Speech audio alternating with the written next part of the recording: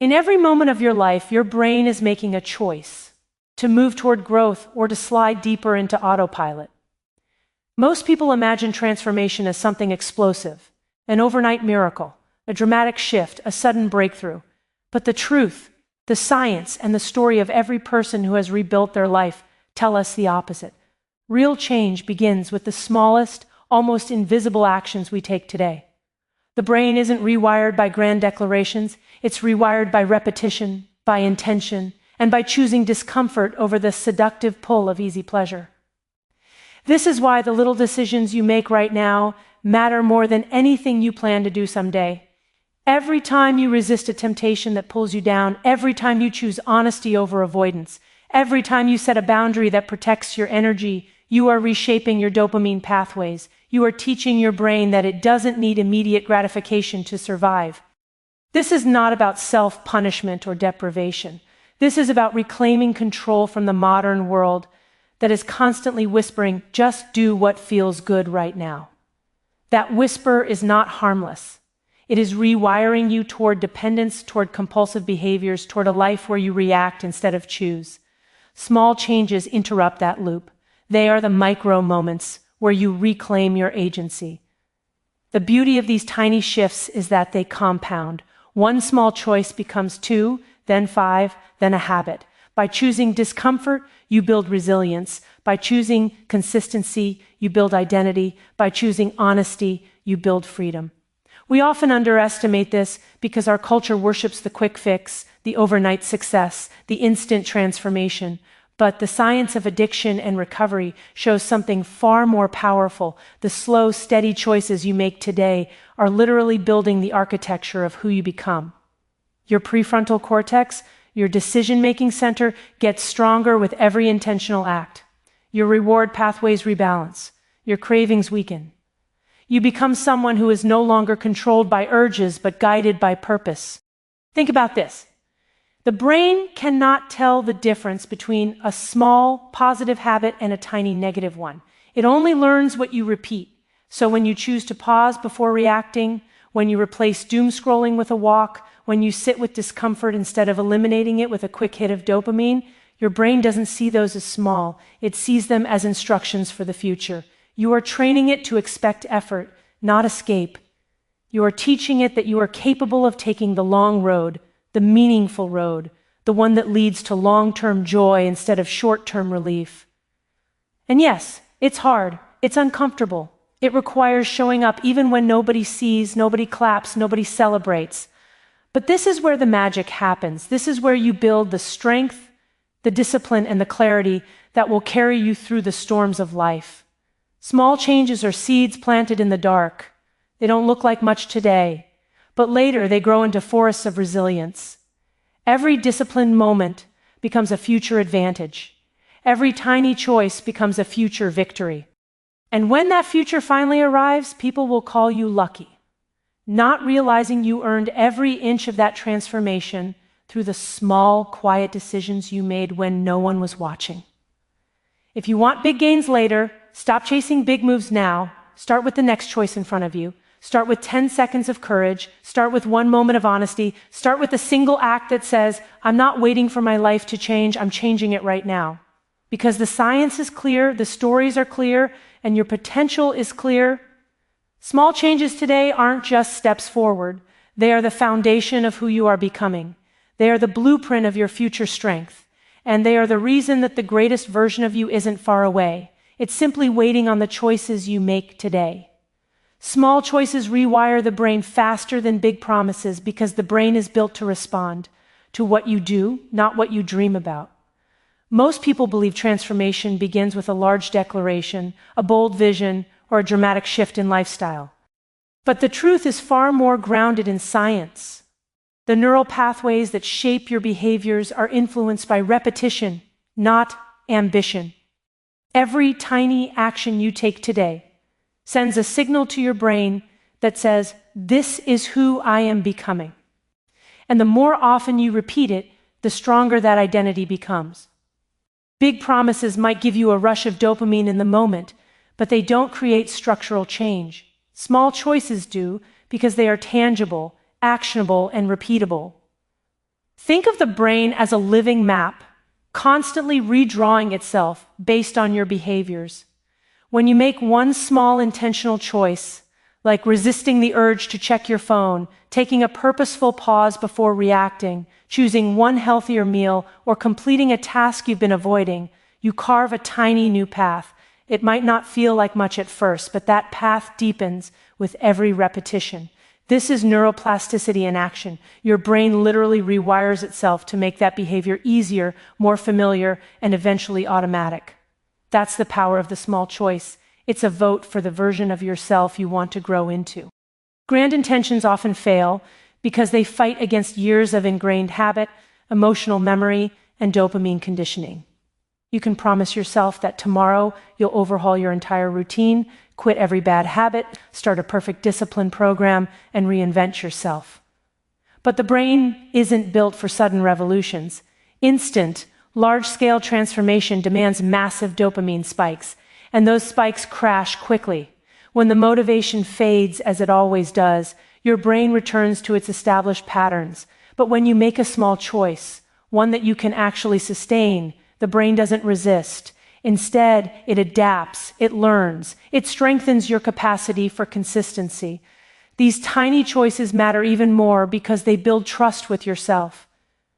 Nothing destroys self-confidence faster than breaking your own promises, and nothing rebuilds it faster than keeping small commitments.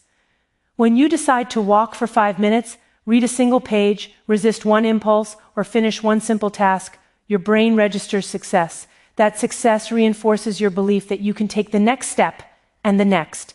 Momentum is built from tiny wins, not overwhelming changes. Small choices also accumulate in ways we don't immediately see. One subtle shift today becomes a behavior tomorrow, a habit next month, a character trait next year, and a lifestyle 10 years later. When you choose the smallest possible action that moves you toward your future self, you're not just changing a moment, you're changing your trajectory. The brain respects what you repeat, and when you repeat the right things, even in tiny doses, you unlock the kind of transformation that big promises could never deliver. Discomfort is the gateway to long-term joy because the human brain was not designed for constant ease, instant pleasure, or uninterrupted stimulation. Yet today, nearly everything around us is engineered to eliminate even the slightest inconvenience. A tap delivers entertainment, a swipe delivers validation, and a click delivers distraction. We've become conditioned to avoid discomfort at all costs, believing that comfort is the ultimate goal. But the neuroscience tells a different story. The more we chase comfort, the more fragile we become. The more we avoid discomfort, the more pain we ultimately create for ourselves. Real joy, deep, lasting, meaningful joy, comes not from eliminating discomfort, but from learning to endure it, engage with it, and even seek it out in intentional doses. When you choose a small, controlled form of discomfort, something powerful happens inside the brain. The reward pathways reset. The dopamine system, which has been dulled by overstimulation, begins to rebalance. Activities that once felt boring or ordinary regain their sense of pleasure. This is the fundamental insight of addiction science. When the brain is constantly flooded with feel-good stimuli, it stops responding to real-life rewards. But when you create friction, like a tough workout, a cold shower, a challenging conversation, a digital break, or a moment of stillness, you force the dopamine system to recalibrate. Discomfort becomes a catalyst for healing. At first, discomfort feels like the enemy because we are wired to seek safety. But modern life confuses safety with ease. The body and mind grow stronger only when they encounter resistance. Muscles need tension to grow. The heart needs elevated beats to strengthen. The mind needs challenge to expand. Even emotional resilience is built through discomfort, sitting with rejection, facing fear, processing loss, or telling a truth you've avoided. Every time you step into a difficult moment instead of escaping it, you become more capable of handling the next one. You grow in ways that comfort can never offer. What makes discomfort so transformative is not the pain itself, but what it teaches you about your own power. When you choose discomfort, rather than being forced into it, you send a message to your brain, I can do hard things. That message strengthens the prefrontal cortex, the part of the brain responsible for self-control, decision-making, and long-term thinking. You become less reactive, less impulsive, and less dependent on dopamine-driven habits. You become the type of person who can delay gratification, pursue meaningful goals, and stay grounded even during stress. Discomfort becomes training, not punishment. And the joy that emerges from this process is different from the quick dopamine hits the modern world feeds us. It's calmer, deeper, more sustainable. It's the joy of knowing you earned your satisfaction, the joy of feeling your strength grow, the joy of self-respect, the joy of being aligned with your highest self rather than your immediate cravings. Discomfort, practiced with intention and consistency, opens the door to a level of joy that cannot be bought, clicked, or consumed. It must be lived. When you embrace discomfort today, you create the space for genuine joy tomorrow. You build a brain that feels more, not less. You reclaim the ability to savor life. And you trade cheap pleasure for a deeper, richer, more powerful sense of fulfillment. The brain learns what you repeat, not what you intend, because repetition is the language of neural wiring. We often assume that our goals, our vision boards, our promises to ourselves, or our moments of motivation are what determine our future. But the brain doesn't change because of inspiration. It changes because of behavior. Your neural pathways strengthen in the direction of what you practice, not what you hope for. Every repeated action, no matter how small, becomes a signal that tells your brain, this is important. This is who we are now. Whether the habit is productive or destructive, healthy or harmful, empowering or numbing, the brain adapts based on frequency, not desire.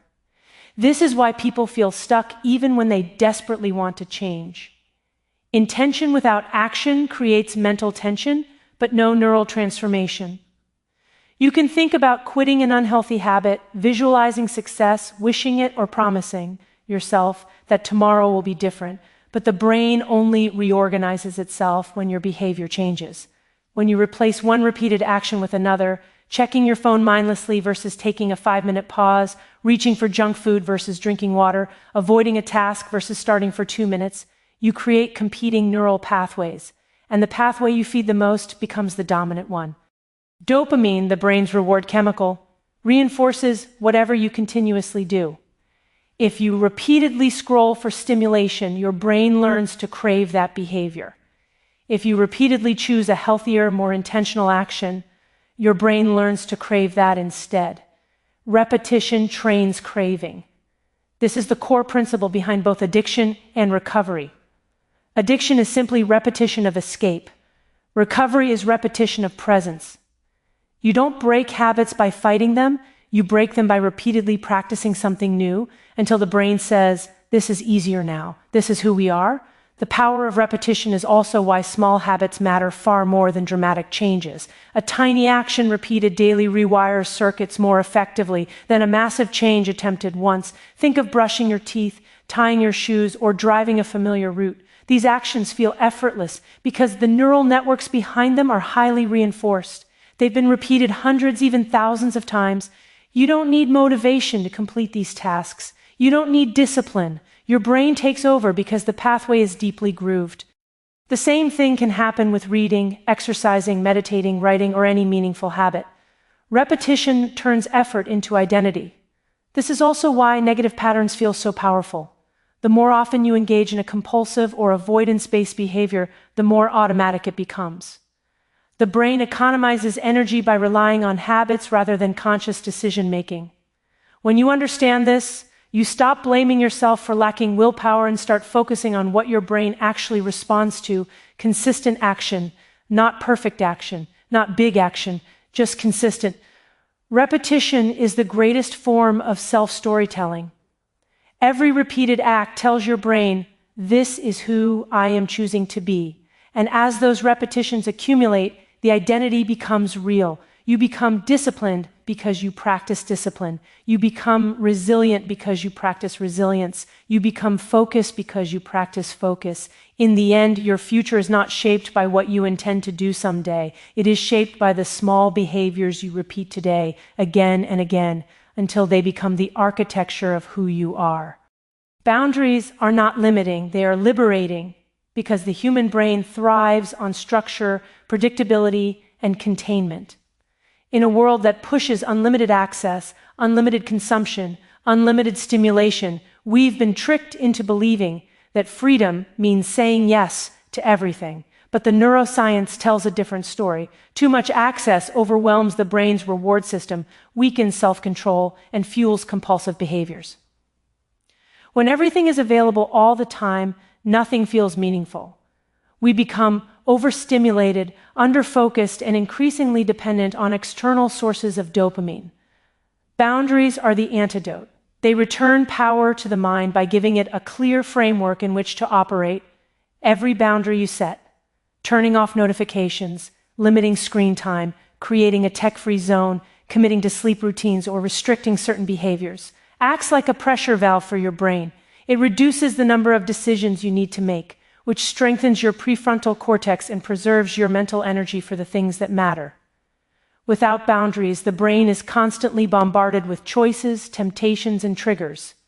This overload drains willpower, increases stress, and makes you more vulnerable to addictive loops. Boundaries don't restrict your freedom, they protect it by minimizing opportunities for your impulses to take over. When you set a boundary, what you're really doing is building a protective structure around your most precious resource, your attention. Attention is the currency of your life. Where it goes, your energy follows. And without boundaries, your attention becomes fragmented, hijacked by whatever stimulus is loudest or most convenient. Boundaries reclaim your attention from the world and return it to you. They allow you to choose what you engage with instead of being pulled into it automatically. This is why people feel calmer, more focused, and more in control when they adopt even small boundary-based practices. The brain relaxes because it no longer has to fight temptation every second. Boundaries also create emotional safety.